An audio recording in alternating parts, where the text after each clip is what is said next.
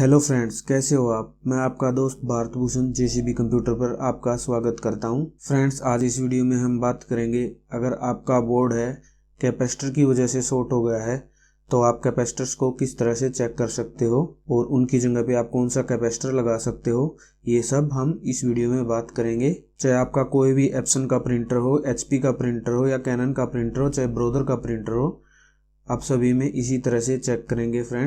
Friends, अगर आपका board short है तो आपने सबसे पहले ये चेक करना है कि आपकी शॉर्टिंग कहाँ पर है। अगर आपको शॉर्टिंग नहीं मिल रही है तो आपने सबसे पहले कैपेसिटर को चेक कर लेना है। जैसे कि अभी ये एप्सन 380 का बोर्ड है तो आपने सबसे पहले इस कैपेसिटर को चेक करना है जो ये वाला है, और उसके बाद इस कैपेसिटर को चेक करना है।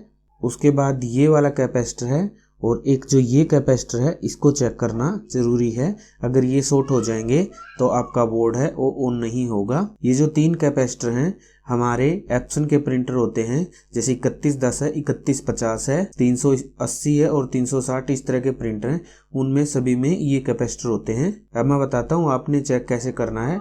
आपने अपने मल्टीमीटर को कनेक्टिविटी पे सेट करना है। उसके बाद आपने यहाँ पर कैपेसिटर पर ही चेक करना है। यहाँ पर आपको बीफ नहीं आनी चाहिए। बीफ आएगी तो एक बार आएगी, उसके बाद बीफ नहीं आएगी। ये इस तरह से एक बार चेक करना है आपने। एक बार यहाँ पर आपको काउंटिंग आ सकती है। अगर काउंटिंग आए तो आपका कैपेसिटर ठीक है। अगर यहाँ पर साउंड आता है तो आपका कैपेसिटर शॉर्ट है। फिर आपने दूसरी साइड से चेक करना है। इसी तरह से ये इस तरह से चेक करना है आपने। यहाँ पर भी आपको काउंटिंग दिखाई देनी चाहिए। इसी तरह से हम बारी बारी से सभी कैपेसिटर को चेक कर लेंगे। अगर आपको लगता है कि आपका जो कैपेसिटर है वो शॉर्ट है तो आपने उसकी जगह पे कौन सा कैपेसिटर लगाना है मैं इस वीडियो में आपको बताता हूँ। आपने सबसे पहले कैपेसिटर के साइज को देखना है। जैसे कि ये कैपेसिटर है, इसके साइज को देखना है। अगर ये कैपेसिटर खराब है तो आपने सेम ऐसा ही कैपेसिटर कहीं से बोर्ड से निकाल के, आपके पास जो बोर्ड खराब पड़ा है उसका निकाल के, बिल्कुल ऐसा ही होना चाहिए, इतना ही साइज होना चाहिए, इतना ही मोटा होना चाहिए। इससे बड़ा और छोटा आपने कैपेसिटर नहीं लगाना है, वरना वो कैपेसिटर खराब हो जाएगा। अब बताता हूँ आपने इसके नेगेटिव और पॉजिटिव की पहचान कैसे करनी है। फ्रेंड्स, जो हमारे इस तरह के कैपेसिटर होते हैं इनमें नेगेटिव पॉजिटिव कोई नहीं होता। आप इसको किसी भी तरह से लगा सकते हो। जहां पर आप इसको फिट करोगे ये अपने आप ही नेगेटिव पॉजिटिव की पहचान कर लेगा। जो एसएमडी कैपेसिटर होते हैं उनका नेगेटिव पॉजिटिव नहीं होता है। नेगेटिव पॉजिटिव जो ये हमारे कैपेसिटर होते हैं ये इनका होता है। जो ये छोटे वाले कैपेसिटर होते हैं इनको भी आपने इसी तरह से चेक करना है। अगर आपके पास ये कैपेसिटर अवेलेबल नहीं है तो आप इनकी जगह पे इस तरह का कैपेसिटर भी लगा सकते हो।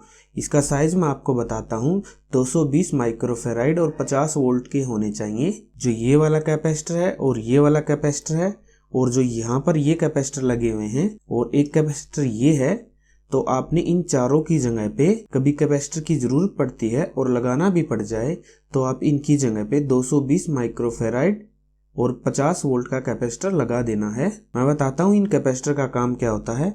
जो ये कैपेसिटर होता है हमारा, ये हेड की जो सप्लाई होती है उसको फिल्टर करने का काम होता है, और जो ये कैपेसिटर होता है इस आईसी की वोल्टेज को फिल्टर करने का काम करता है, और जो ये कैपेसिटर होता है इस आईसी की वोल्टेज को फिल्टर करने का काम करता है, और जो ये कैपेसिटर होता है हमारी जो पावर आईसी होती है उसकी वोल्टेज को क्लीन करने का काम करता है।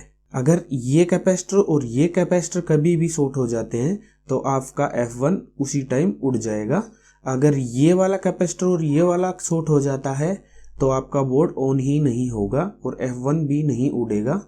ये सीधे हमारी पावर सप्लाई के ऊपर कनेक्ट होते हैं, और जो ये वाला कैपेसिटर है और ये वाला कैपेसिटर है हमारे F1 के बाद कनेक्ट होते हैं। तो आपने ध्यान देना है, अगर आपके बोर्ड में कैपेसिटर की वजह से शॉर्टिंग आ रही है तो आप उसको इस तरह से सोल्व कर सकते हो। फ्रेंड्स, आज की वीडियो में बस इतना ही था। अगर वीडियो अच्छी लगी हो तो प्लीज़ वीडियो को लाइक करें, शेयर करें। अगर इस चैनल पर नए हैं तो इस चैनल को सब्सक्राइब जरूर करें।